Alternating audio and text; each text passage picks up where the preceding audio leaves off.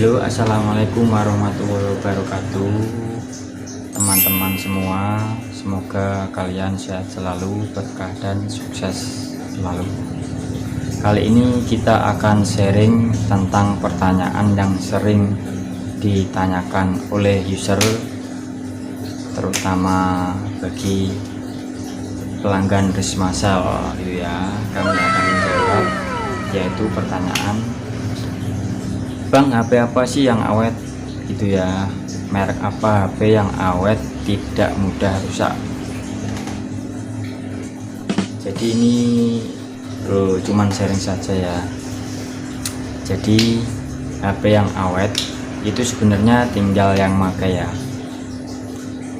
Untuk HP itu yang rusak itu kalau hardware biasanya musuhnya cuma 3, yaitu yang pertama, asalkan tidak jatuh tinggi atau ke medan yang tidak rata keras, itu biasanya rawan yang namanya pecah gitu ya.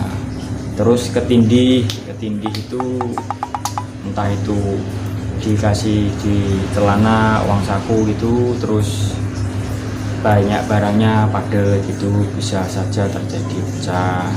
Terus yang ketiga yaitu HP kalau kena air.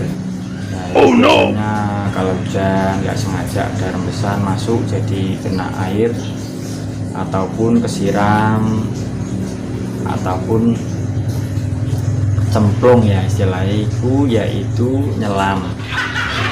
Nah, jadi yang ketiga itu kalau hardware biasanya yang sering jatuh, ketindih, sama kena air yang ketiga.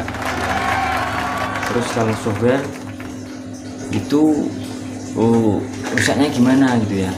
Jadi kalau software itu mengenai program saja, asal program itu tidak diotak-atik alias dimodifikasi, insya Allah software HP aman-aman saja.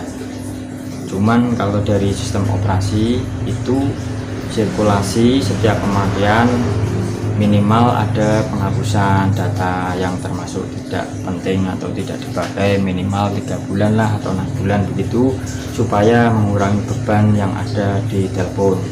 Karena walaupun RAM-nya besar, RAM 4 atau RAM 6 gitu, walaupun dia internalnya besar,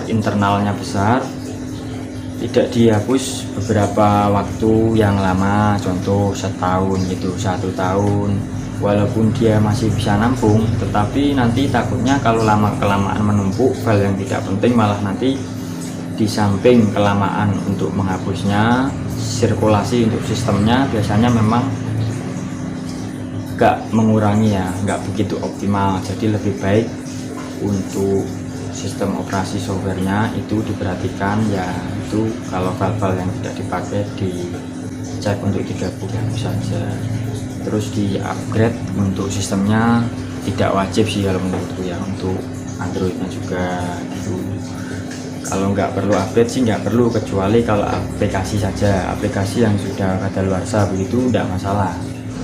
Saya ingatkan sebelumnya, jangan lupa subscribe dulu untuk channel ini, aktifkan loncengnya, lalu share, bagikan ke teman-teman.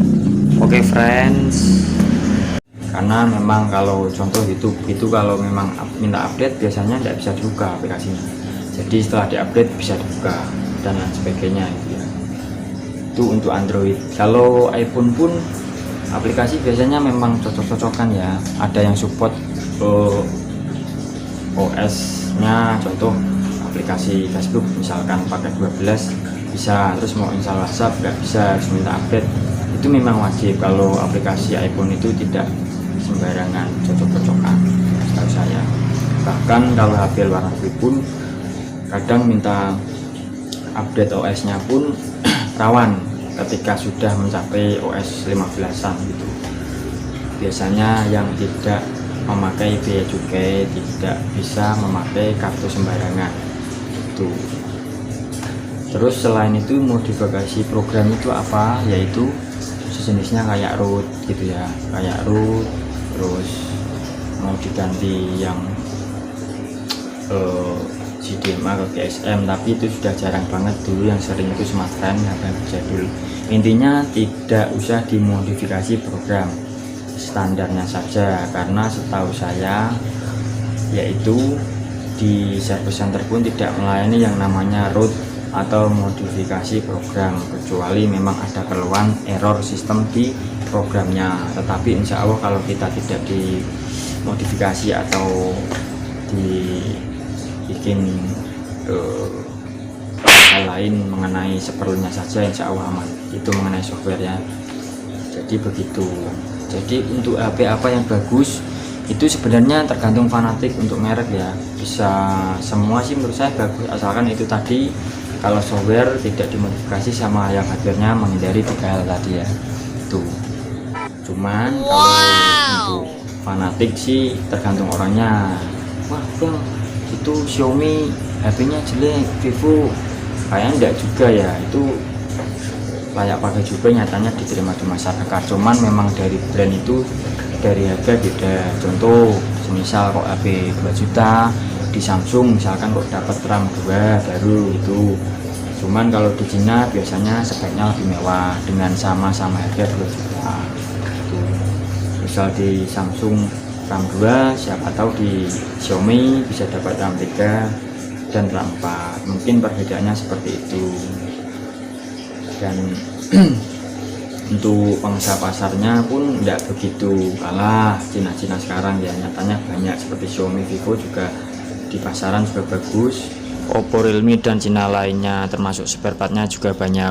Cuman kalau untuk Samsung memang brand lama. Pertanyaan yang seperti itu ini hanya pendapat saya saja. Kalau masalah merek itu fanatik tergantung kesukaan. Monggo bagi pengguna iPhone, terus Samsung atau Cina lainnya,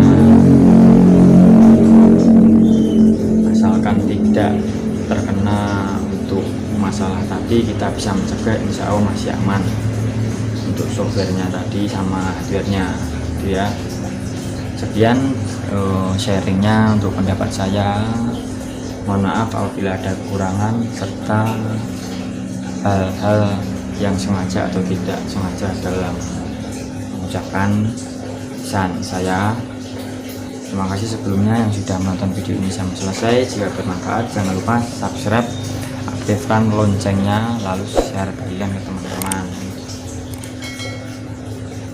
Oke, saya akhiri saja. Semoga kalian sehat, sukses, diberkahi serta dalam lindungannya. Wassalamualaikum warahmatullahi wabarakatuh.